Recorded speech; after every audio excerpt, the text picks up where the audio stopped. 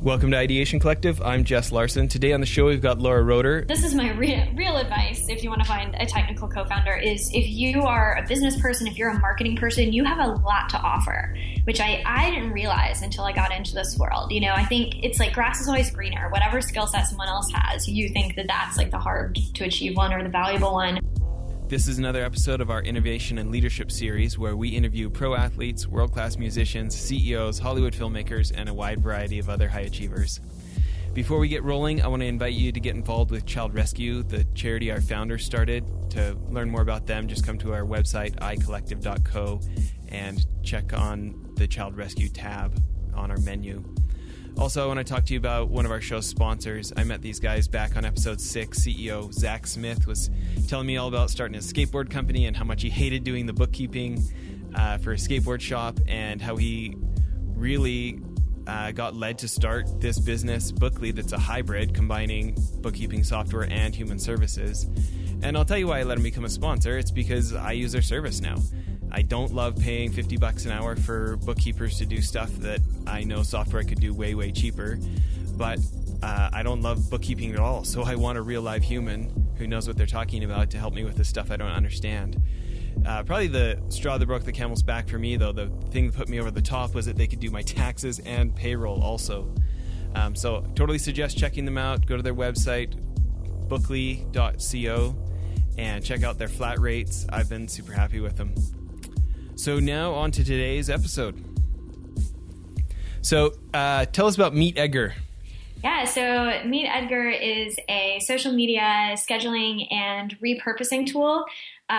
What's different about Edgar is that we store a curated library of your content in categories and send it out over and over again. So if you have a bunch of podcasts or blog posts that you've created over the years, you're not sending traffic to them via social because you don't really have any way to do that easily. That's exactly what Edgar does for you. And other scheduling softwares, this difference here, why do you think that other people haven't caught on? Like, why were you the first one to think this up? You know, I was really surprised that I was the first one to pick this up, to be honest, because it seemed to me like a pretty obvious idea, and I'm not a programmer myself, so I had actually assumed that it was just not possible. You know, I thought like, well, it's so many things, especially like storing a library of your content. We were the first ones to do that. Some tools are starting to catch on to that. That just seems so obvious to me. I thought, why aren't other tools doing it? But the whole concept of repeating your content, it's just a little bit of a different paradigm for social. I think the way that a lot of people think of social media, it's very one-off. You know, they write an update when they have time, they send it out. But if you're doing serious social media marketing for a business, you really have to start to think of social more as a really deliberate body of work, just like your blog posts or any other content that you put out. And so I think we were kind of the first tool to really look at social from that angle of this is really a marketing channel for a business, not just a way to make it easier to send out updates one at a time. And now you were telling me before we started the episode, you were talking about how really this grew out of the online course, your Udemy course, right? Yeah. It wasn't a Udemy course at the time. We just have it there now for distribution because it's a free course now. It's called Social Brilliant. So before I started Meet Edgar, I was running LKR Social Media, which was a productized training business, teaching small businesses about social media marketing. And I had come up with this methodology to use for my own social, where I created this giant spreadsheet with all my social updates stored in categories. Because another real challenge that I had with the tools before Meet Edgar came along is it was really hard to get that good mix of the right types of updates in a tool, because the tools didn't view the different types of updates differently, which we do in Edgar. You store all your updates according to, are they a helpful tip? Are they a post from your blog? Are they a post from someone else's blog? Is it an image? Whatever. So I had all these categories, and then I would use the spreadsheet to cycle through the categories. Like, okay, today I want to send, one inspirational quote and 2 updates from my own blog and 1 update from someone else's blog, and I'll pull stuff from the spreadsheet in that way. But I still had to do all this manual work of copying and pasting from the spreadsheet into the tool. That's what I was teaching people to do. So now that's what Meet Edgar does automatically. Well, I was watching your course for a minute, and I got to say one of my favorite things that you've got on there is information about my biggest gripe with social media marketing, which when you talk about, hey, take 3 times as long and put out something awesome instead of putting out, checking the box 3 times this week of like, oh, I did my job. I got 3 posts out. Feel like we're drowning in fluff. But yet, like, for me, like a guy like Neil Patel with his blog, I know when his stuff comes out, like I will make it a priority to go find it and read the whole thing, right? Yeah. And I think, that's something really cool that we've seen with our customers in Edgar is it allows you to be a lot more deliberate about your social content because you can go back and improve it. That's why it's a different idea from just saying, I have to say something on Twitter today. Let me just think of whatever. You can actually go through and, add a better call to action, add a better image, like think of how you can make your post more effective. And we've also seen it really frees people up to create better content because you can create less blog posts because with Edgar, you always have something going out. So the mistake a lot of people make is they only send out their new posts on social media. I mean, sometimes they post about it once when it's new. Most people post about it a few times that week and then never again. So people get this false feeling, okay, if I want to have something to talk about on social, I better write a new blog post. And it leads to more lower quality blog posts. Where with Edgar, you're kind of encouraged to say, okay, I'm just going to write a few quality posts, but I can keep them going out with Edgar so I know that I'll always have something good to send out on social. Something else that I think is worth bringing up there, I'm a real fan of the Content Marketing Institute guys' podcast, This Old Marketing, P&R, This Old Marketing. And I feel like one of the things that they like beat you over the head with on their podcast is this idea that like the social media companies own the algorithm of how this stuff is going to go out. Mm. So not that many people keep up to date on what really is changing in how much of this stuff I'm making is actually going to get seen by my audience. Mm. And I think that's one of the things that's a little bit magic with yours. I mean, instead of countless hours, like going back into Hootsuite or whatever tool somebody might be using of going, okay, let's schedule this to go out again. Like even if I was only paying myself $10 an hour, which hopefully all entrepreneurs listening to this are valuing their work at more than that, but pay something like $80 to be able to have this do the work for you continually. It feels like a pretty good leverage on buying my time back. Yeah. I mean, we actually often have people who are like, I feel a little bit guilty telling you this, but I don't need my social media assistant anymore now that I got Edgar, because we really do just handle automatically so many of the hours of kind of manual labor that people are spending scheduling on social. Well, and this idea that like, just because you posted it, your audience would see it. I mean, that just feels like such a thing of the past, right? It's just not how social works. Yeah. And a lot of people just kind of need to be, they just don't know, they're just not educated on how social works, but it's very easy. And on Twitter and on Facebook, you can see what percentage of your audience saw any given status update. And it's less than 10%. I mean, it's dropping all the time. That's what everyone's so upset about on social media is how much it's dropping. So with that being known, if you know that 5% of your audience is seeing anything you post, why would you not then post something again so more people could see it? Why are you still creating new content multiple times a day, every day? It just doesn't make sense. Yeah, it feels a little bit like a hamster wheel sometimes, right?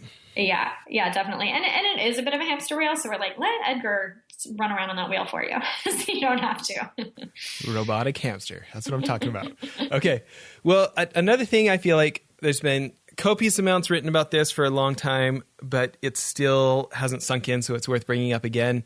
And that was the way your course talked about headlines. You're deep in this world. I'd really love to hear any manifesto you've got about the reasons to spend time on better headlines. Oh, yeah. I mean, it's interesting. I think a lot of people don't think about how, headlines, and same with a subject line in an email, that is everything. That is how people decide whether or not to click. And I think sometimes people have this kind of unreasonable belief of like a good article can overcome a bad headline. They're like, well, my headline's not so great, but like if you read the article, it's really good. But no one knows what's in the article if you can't get them to click from the headline. Same with subject lines. No one knows what's in the email if the subject line wasn't compelling. So at our company, we split test every single subject line that goes out, because you can get, if we can get 1% more opening our emails, that is a real boost to the bottom line of our business. So we do, for headlines, we do headline boot camp. So every blog post that we write, the writer has to come up with at least 10 headlines, just as a kind of exercise to get, the creative juices flowing, make sure they're not just kind of going with the first thing that they think of. So we always write 10 headlines and then choose the best one. It's funny, that could sound so needless to people, but it's, you compare it to like the movies, right? If a movie doesn't have the best movie trailer ever, as long as it's got like Brad Pitt or somebody in it, people are going to talk about the movie anyways. And then when you're going to friends, your friends are going to say something like, when you say, I don't know, it didn't look that interesting. They're like, no, I went to it. It's incredible. You got to go. But with blog posts, like your friends, like the general society is not talking about it enough to get past that bottleneck. And, right, absolutely. You hear these things that sound so outrageous. Like some people say, take as long on the headline as you took writing the blog post, or as it took to film the video. And it just sounds absurd. Like, what could I possibly do for that much time? Right. But yet taking the time to A/B test, taking the time to do these things, it is the greatest leverage point for getting people to find out about the hard work you did, right? Yeah. I mean, just, again, a simple exercise of just writing 10 headlines. You'll always come up with a new idea, with a new angle that you hadn't thought of before. And, sometimes you might end up choosing the first one as the one you want to go with, but usually during that process, you come up with something better. And when I'm looking at headlines, the way I always think of it in my head is just like, which one would I just like have to click? Like, I cannot move on, without clicking this article. Yeah. It is that magnet, right? Well, listen, you've lived all over LA, London. Why back in Austin these days? Because my parents live here, so I have free babysitting. How old are your kids or kid? I have one, he's about 20 months now. Okay. We've got 12, 10, 8, and 5. So we are big fans of any babysitting that can happen, right? Although the 12-year-old's getting right to that age that we can just go to the movies and leave her at home. It's nice. Yeah. When you look at the way that people's attitudes and marketing change, social is such an online thing, but when you think about whether it's the time you spent in London or the time you spent in LA, what do you feel like are any regional differences about approaches to this versus where you're at in Texas now? Oh man, that's an interesting question. I mean, there's huge differences in how marketing is done in the UK versus the US.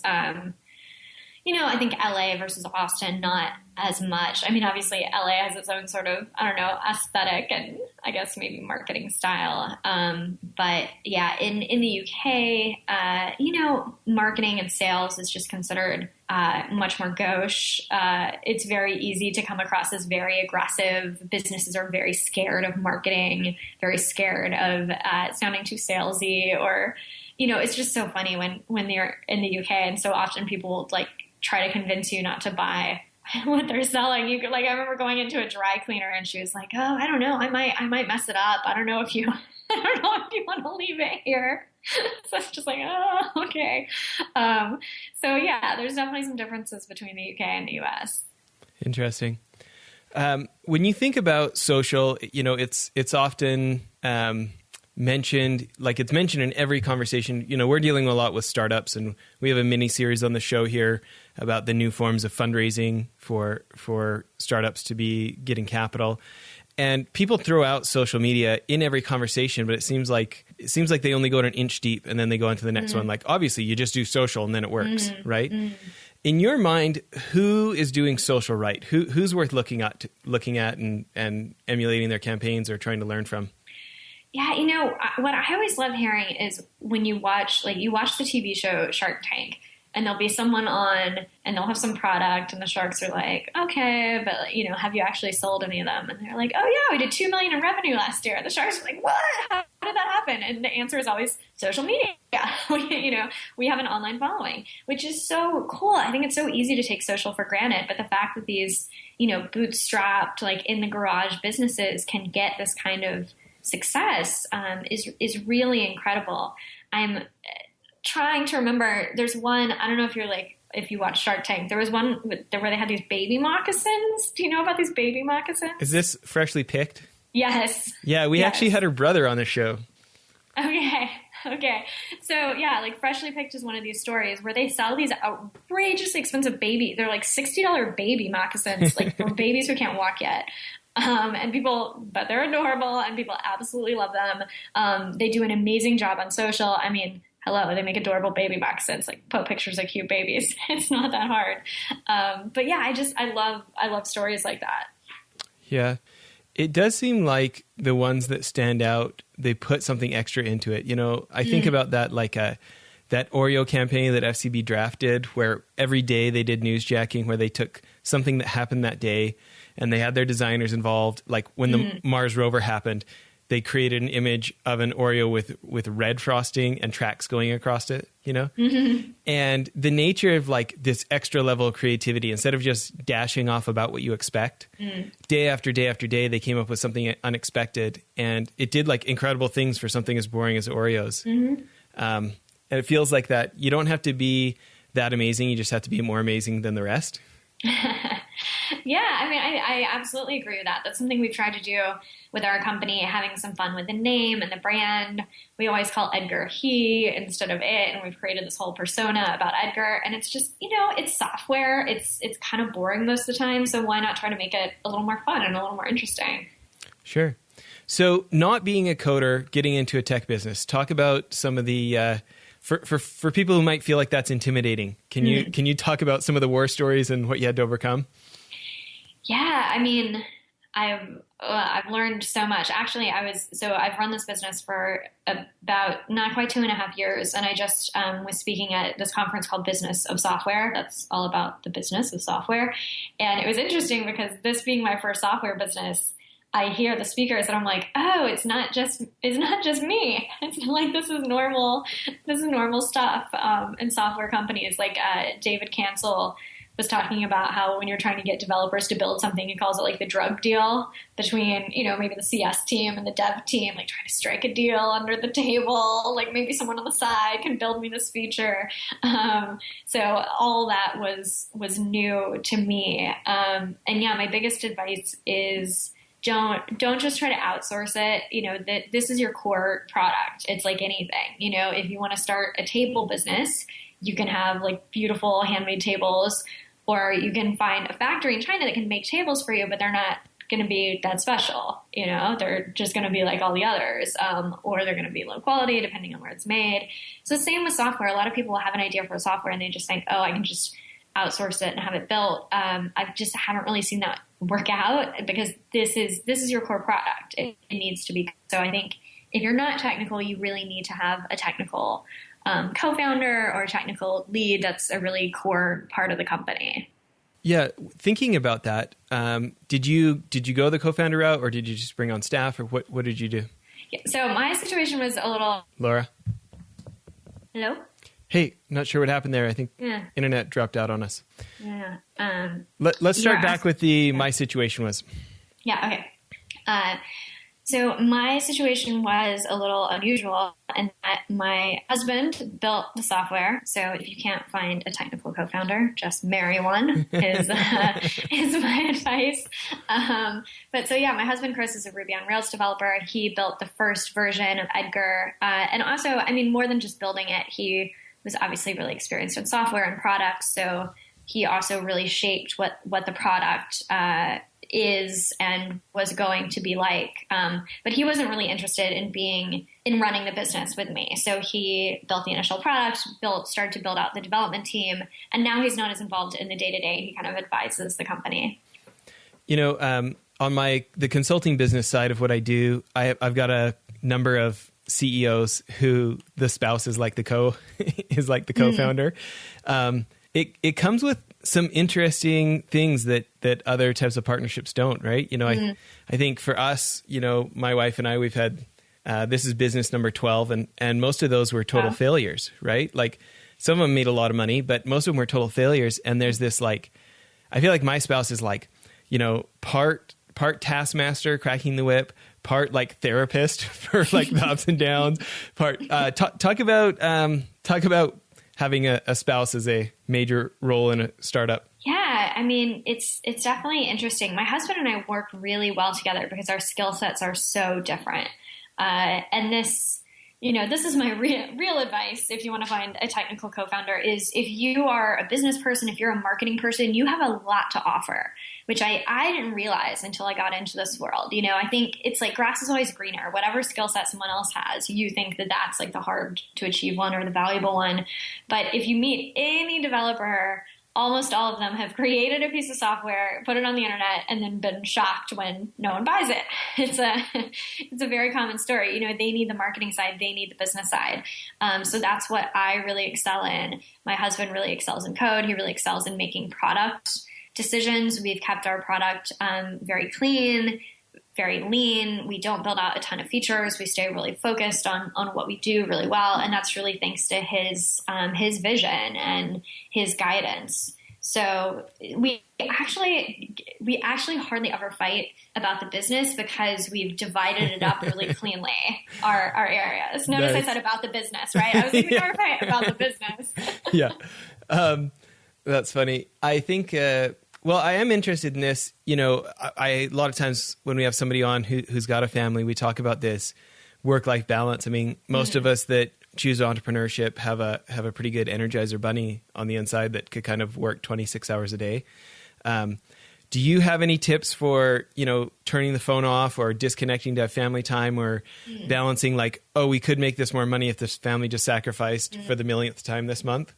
How you deal with that or how you keep the balance? Yeah. I mean, so something unusual about my story is I was pregnant when we launched the business. So I went on maternity leave for 3 months when the business was less than a year old. And I was fully off, not checking in, like totally off for 3 months.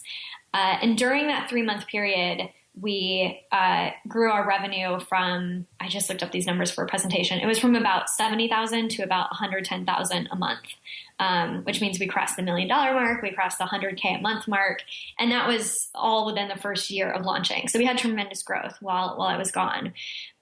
So knowing when I launched the business that I was going to have a baby pretty soon, I was very deliberate about crafting the business in a way where it could really grow and thrive without me. In my last business, I had very much been central to it. It was a training business and I was the trainer. I was the face of it. I was the personality. Also, it was structured in such a way that we always had to do a new promotion every month. If we wanted to make money, it was kind of like, what are we going to do this month? What are we going to do next month? So I made some very different decisions with Edgar. And in retrospect, it was just an amazing constraint because it forced me not to build a business where I had to be working a lot for it to grow.